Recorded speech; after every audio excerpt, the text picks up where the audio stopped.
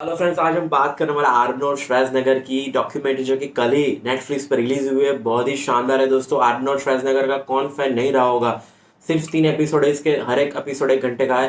पहला एपिसोड जिसका नाम है कि एथलीट, तो वो ऑस्ट्रिया में पहले बॉर्न एंड ब्रॉट अप था। वो कहाँ से वो वहाँ से बाहर निकला और फिर कैसे वो एथलेट में घुसा और उसको कैसे बॉडी बिल्डिंग बनाई और कैसे कैसे वो चैंपियनशिप में इन्वॉल्व हुआ और एक एक करके एक एक कैसे वो 13 कंपटीशन में विन हुआ था। मिस्टर ओलंपिक तक 2 बार वो जीत चुका था।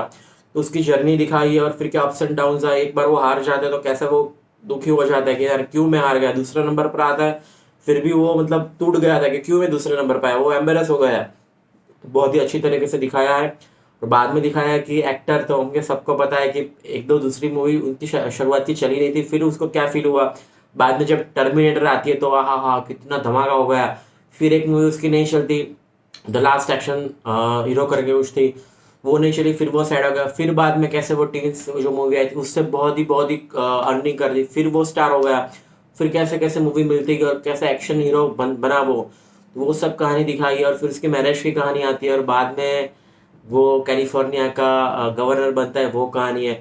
दोस्तों तीनों बहुत ही सुंदर तरीके से ये डायरेक्ट की गई है और मुझे मतलब बहुत सारी अनसुनी चीज़ें भी आपको जानने को मिली है। आपको आर्नोल्ड श्वार्ज़नेगर को अंदर से जान पाएंगे। बहुत ही निखालस तरीके से उन्होंने सभी ये रिप्लाई दिया है, तो मुझे बहुत मज़ा आ गया।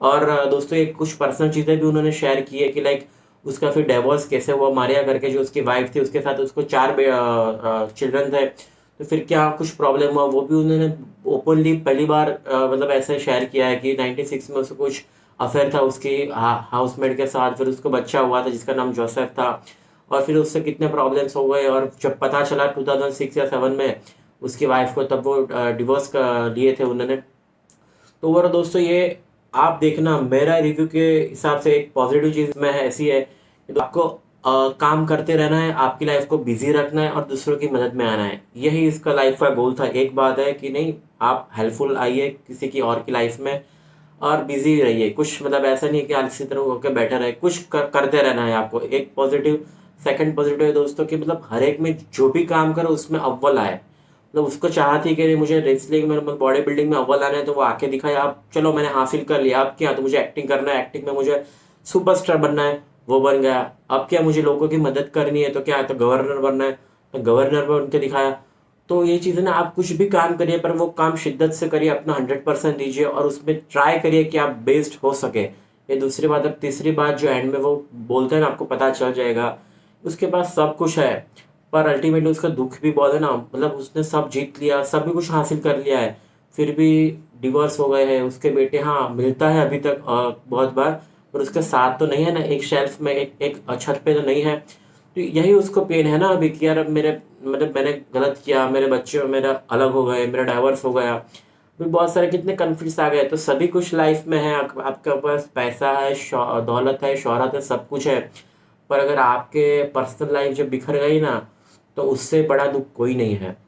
मतलब आपके पास कितने भी करोड़ 10 करोड़ अबज रुपए ना हो, आपके बीवी बच्चे के साथ आपकी कुछ प्रॉब्लम आ गई, अगर वो आप उन्हें संभाल नहीं पाए ना, तो तुम्हारी लाइफ मतलब जो भी है, हम ऐसे अपना दिमाग मनाने के लिए बोल सकते हैं कि मैं जो भी हूँ खुश हूँ वगैरह वगैरह, पर अंदर से आप टूटे हुए होते ही हो। ये आपको एक ना दिल में चुभ जाता है, जो एक क्रैक हो गई ना दिल की, वो हो ही जाती है। तो यस, ओवरऑल ये मस्ट वॉच सीजन है। मेरे हिसाब से आपको ये 3 एपिसोड देखनी चाहिए, आपको मजा आएगा। आप आर्नोल्ड श्वार्ज़नेगर के फैन हो या नहीं हो, मतलब हर एक जिम में उसके अभी भी पोस्टर लगे होते हैं, तो हर यंगस्टर को तो देखनी ही चाहिए। और जो मिडिल एज मैन हो गए उन्होंने टर्मिनेटर देखी होगी, उसके फैन ही हो गए, तो सबको ये देखनी चाहिए। मुझे तो बहुत मजा आया। अगर आपने देख लिया तो आप बताना कैसी लगी। मस्ट वॉच ये डॉक्यूमेंट्री है। Thank you so much.